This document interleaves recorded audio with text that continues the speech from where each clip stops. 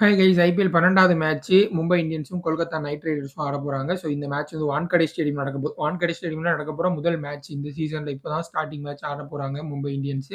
So இந்த match இந்த pitch எப்படி இருக்கும் அப்படிங்கிறத பத்தின எல்லா டீட்டெயில்ஸும் இந்த வீடியோல பார்க்கலாம். வீடியோ கடைசி வரைக்கும் பாருங்க. நம்மளுடைய டெலிகிராம் சேனல்ல இதுவரைக்கும் ஜாயின் பண்ணாதவங்க ஜாயின் பண்ணிக்கோங்க. என்னுடைய ஃபைனல் ஸ்மால் லீக் டீம் நான் எந்த டீமை போட்டு ஸ்மால் லீக் கான்டெஸ்ட் விளையாடுறேனோ அந்த டீமை நான் உங்களுக்கு டெலிகிராம் சேனல்ல ஷேர் பண்ணுவேன். கடைசி ஒரு சில மேட்சஸ் ஓரளவுக்கு நல்லா போயிட்டு இருக்கு.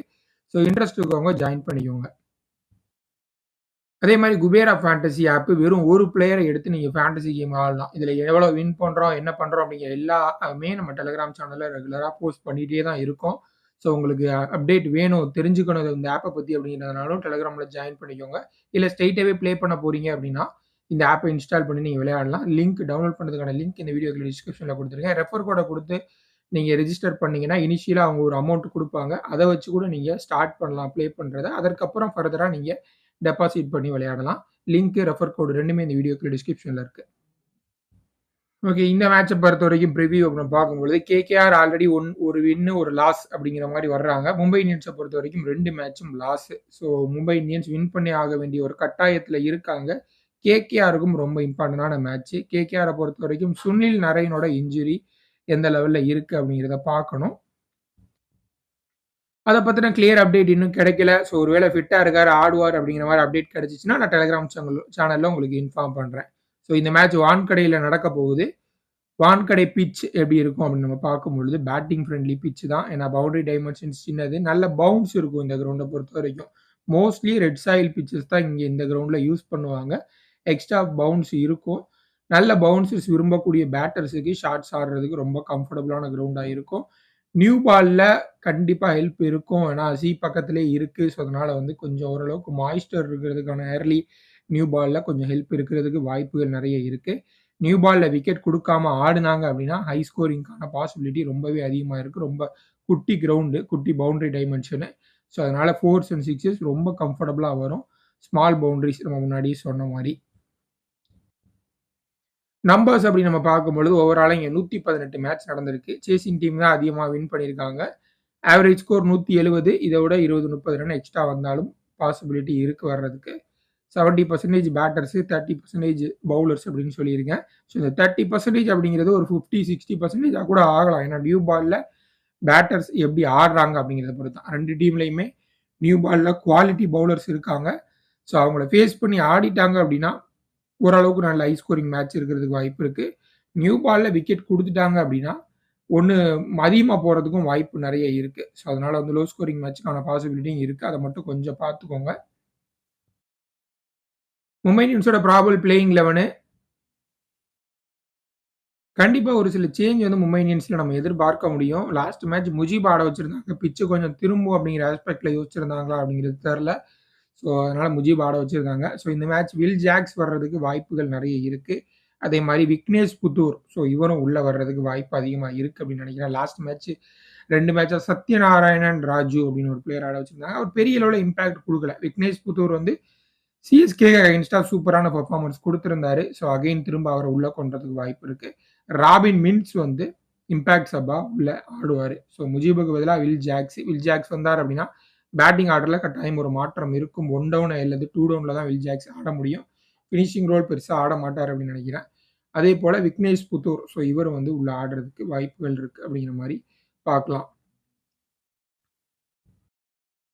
நான் முன்னாடியே சொன்ன மாரி Will Jacks and Vignesh Puthur ஆடுனாங்க அப்படின்னா, ஹார்திக் பாண்டியாவோட ரோல் ரொம்ப ரொம்ப குரூஷியலா இருக்கும். 5வது பவுலிங் ஆப்ஷன் அவர் தான் இருப்பாரு. 6த் பவுலிங் ஆப்ஷனா தான் வில் ஜாக்ஸ் வந்து இருப்பாரு. ஸோ அதனால வந்து அந்த ஒரு இதுல கவனமா பார்த்துக்கோங்க. என்ன சேஞ்ச் பண்றாங்க அப்படின்னு சொல்லிட்டு. மும்பை இந்தியன்ஸோட main fast bowlers Trent Boult 4 over கட்டாயம் போடுவாரு. மித்த பவுலர்ஸ் எல்லாருமே பெருசா சந்தேகமா தான் இருக்கு. ஏன்னா மிச்சல் சாட்னர் அந்த அளவுக்கு எஃபெக்டிவா இல்ல. ஸோ அதனால அவருடைய ஓவர் கட் ஆகுறதுக்கும் வாய்ப்புகள் இருக்கு.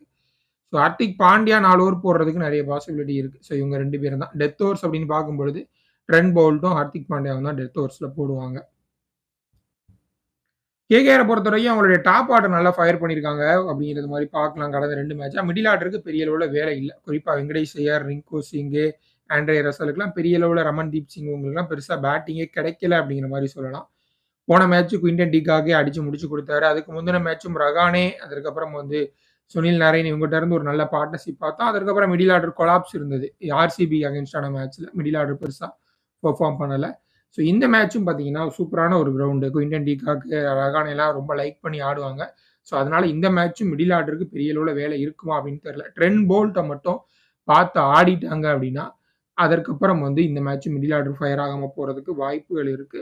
ஸோ 2 ஆஸ்பெக்ட்ல யோசிங்க. ட்ரெண்ட் போல்ட்ட ஈஸியா ஆடிருவாங்க அப்படிங்கிற மாரியும், இல்ல ட்ரெண்ட் போல்ட்ட விக்கெட் குடுப்பாங்க அப்படிங்கிற மாரியும் யோசிச்சு 2 ஆஸ்பெக்ட்ல யோசிச்சு நீங்க உங்க கிராண்ட் லீக் டீம போடுங்க. இந்த டீம பொறுத்தவரைக்கும் மெயின் பவுலர்ஸ் அப்படின்னு பார்க்கும்பொழுது வருண், ஹர்ஷித் ராணா இவங்க 2 பேரும் கட்டாயம் 4 ஓவர் ஃபுல்லா அவங்களுடைய கோட்டா போடுவாங்க.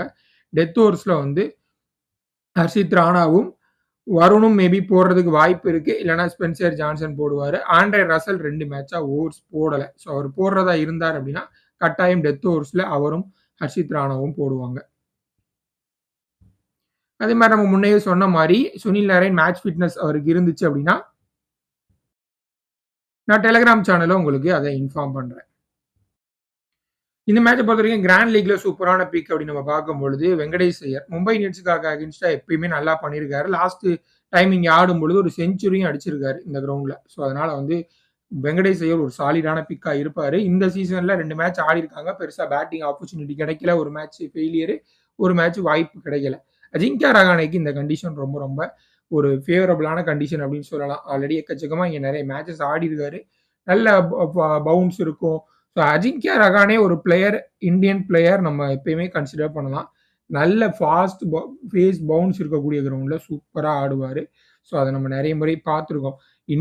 இன்ஃபாக்ட் இந்தியா கண்டிஷன விட ஓவர்சீஸ் கண்டிஷன்ல அவருக்கு இந்த டெஸ்ட் மேட்சஸ்ல நல்ல ரெக்கார்ட் இருந்து நம்ம பார்த்துருக்கோம். ஸோ சூப்பரான ஒரு பிளேயர். ரயான் ரெக்கல்டன் இதுவரைக்கும் ஆடின 2 கிரவுண்டுமே பால் கொஞ்சம் நின்னு வந்துச்சு. சேப்பாக்கும் சரி, அகமதாபாத்தும் சரி. ஸோ அதனால கொஞ்சம் 2 மேட்சுமே பிளேட் ஆன் மூலியமா போல்ட் ஆனாரு. ஸோ இந்த கிரவுண்ட்ல அதுக்கான வாய்ப்பு ரொம்ப குறைவு தான். ஏன்னா நல்ல பவுன்ஸ் இருக்கும் இந்த கிரவுண்ட்ல. வான்கடையை பொறுத்தவரைக்கும் நல்லா சூப்பரா வரும். ஸோ அதனால வந்து ரயான் ரெக்கல்டன்ட்ட இருந்து ஒரு நல்ல இன்னிங்ஸ் நம்ம எதிர்பார்க்கலாம். இந்தியால இருக்கக்கூடிய பிட்சஸ்லயே ஓவர்சீஸ் பிளேயர்ஸ் லைக் பண்ணி ஆடக்கூடிய ஒரு கிரவுண்ட் அப்படின்னா வான்கடை அப்படின்னு சொல்லலாம். அந்த ஆஸ்பெக்ட்ல யோசிச்சீங்கன்னா ட்ரை பண்ணி பார்க்கலாம். ட்ரெண்ட் போல்ட்டுக்கும் அதே தான் கிட்டத்தட்ட. 2 மேட்சுமே பெரிய அளவுல ஸ்விங் இல்ல, சீம் மூவ்மெண்ட் இல்ல. பால் நல்லா நின்னு பேட்டுக்கு வந்துச்சு. ஸோ இந்த கண்டிஷன் குறிப்பா மும்பை வான்கடையில ஏர்லி ஆன் நல்ல ஸ்விங் டெஃபினட்டா இருக்கும். ஸோ அதுல வந்து விக்கெட்ஸ் நெறைய எடுக்கிறதுக்கு வாய்ப்புகள் இருக்கு. ஸ்பென்சர் ஜான்சனும் அதேதான். லெஃப்ட் ஆர்ம் சீமர்ஸ் எப்பயுமே இந்த கிரவுண்ட்ல நல்லா பண்ணியிருக்காங்க. ஸோ ஸ்பென்சர் ஜான்சனுக்கு கட்டாயம் இந்த கிரவுண்ட்ல ஒரு அசிஸ்ட் இருக்கிறதுக்கு வாய்ப்பு இருக்கு நியூ பால்ல. நான் இம்பார்ட்டன்ட் பிக் இந்த மாரி சின்ன கிரவுண்ட்ல பெரிய அளவுல நம்ம பிளேயர்ஸ டிராப் பண்ணத பத்தி யோசிக்க முடியாது. 3 ஆப்ஷன் தான் குடுத்துருக்கேன். Andre Russell. ஸோ அதுக்கு முக்கியமான காரணம் அவருடைய ஃபார்மோ இல்ல மும்பைல எப்படி ஆடியிருக்காரோ அத பத்தின எதுவுமே கிடையாது. கடந்த 2 மேட்சா ஓவர்ஸ் எதுவும் போடல. அண்ட் ஒரு பேட்டிங் ஆர்டரும் ரொம்ப கீழ வர்றாரு. ஸோ அதுதான் ஒரு மெயினான ரீசன். மத்தபடி வேற எந்த ரீசனும் இல்ல. முஜீப் ஆடுனார்னா பெரிய லெவல்ல முஜீபுக்கு இந்த கிரவுண்ட்ல பெருசா ஹெல்ப் எதுவும் இருக்காது அப்படின்னு தோணுது. ஸோ அதனால நீங்க அவர டிராப் பண்ணிக்கலாம். நமன்தீர் சாலிடா ஆடுறாரு. பட் ஸ்டில் அவரும் வந்து கிட்டத்தட்ட ஒரு 7வது, 8வது பொசிஷன்ல பேட்டிங் வர்றாரு. ஸோ இவங்க 3 பேரும் மோஸ்ட்லி பெரிய லெவல்ல எஃபெக்டிவா இருக்க மாட்டாங்க இந்த மேட்ச பொறுத்தவரைக்கும். And final small league team Telegram சேனல்ல ஜாயின் பண்ணாதவங்க ஜாயின் பண்ணிக்கோங்க. நான் ஆல்ரெடி சொன்ன மாரி ஓரளவுக்கு டீசென்ட்டான ரிசல்ட் போய்க்கிட்டு இருக்கு. நம்ம டீம் குடுக்குற டீம்ல. வேணுங்கிறவங்க ஜாயின் பண்ணிக்கோங்க. நீங்க அதே டீம் வச்சு ப்ளே பண்ணலாம். இல்ல 1 ஆர் 2 சேஞ்ச் பண்ணியும் ப்ளே பண்ணலாம். ஸோ இதான் என்னுடைய டீமு. இதுல ஹார்திக் பாண்டியா கேப்டன், மொயின் அலி வைஸ் கேப்டன் அப்படிங்கிற மாரி போட்டிருக்கேன். 2 பேருமே மொயின் அலி ஓப்பனிங் பண்ணுவாரு. ஸோ இந்த கிரவுண்ட பொறுத்தவரைக்கும் கொஞ்சம் ஓரளவுக்கு கம்ஃபர்டபுளா அவரால பேட்டிங் ஆட முடியும் அப்படின்னு தோணுது. அதனால நான் அவர எடுத்திருக்கேன். இதுல ஒரே ஒரு சேஞ்ச் மட்டும் எனக்கு கொஞ்சம் கன்வின்சிங்கா இல்லாதது ரோஹித் சர்மா மட்டும் தான். ரோஹித் சர்மா போன மேட்ச் நல்ல ஃபார்ம்ல இருந்தாரு. இந்த கிரவுண்ட்ல ஆல்ரெடி ஒரு செஞ்சுரியும் அடிச்சிருக்காரு போன ஐபிஎல் சீசன்ல. ஸோ டெஃபினட்டா கொஞ்சம் நல்ல பிக் அப்படிங்கிற மாரி தோணுது. பட் ஸ்பென்சர் ஜான்சன் நியூ பால்ல கொஞ்சம் ட்ரபிள் பண்றதுக்கு வாய்ப்பு இருக்கு. ஸோ நான் வந்து பிட்ச் கண்டிஷன் பார்த்துட்டு இல்ல மும்பை ஃபர்ஸ்ட் பேட்டிங் பண்றாங்களா அப்படிங்கிற இதெல்லாம் பார்த்துட்டு ரோஹித் சர்மாவா அல்லது வெங்கடேஷ் ஐயரா அப்படிங்கிறத கன்ஃபர்மேஷன் மட்டும் நான் உங்களுக்கு டெலகிராம் சேனல்ல குடுக்குறேன். மத்தபடி வேற எந்த சேஞ்சஸும் இல்ல. அதேபோல ஹார்திக் பாண்டியா பவுலர்ஸ் எக்ஸ்ட்ராவா ஆடுனாங்கன்னா, இவருடைய கேப்டன், வைஸ் கேப்டன் சாய்ஸ்ல நம்ம மாற்றம் செய்ய வேண்டியிருக்கும். அதற்கான அப்டேட்டும் டெலகிராம் சேனல்ல சொல்றேன். இதான் என்னுடைய டீமு.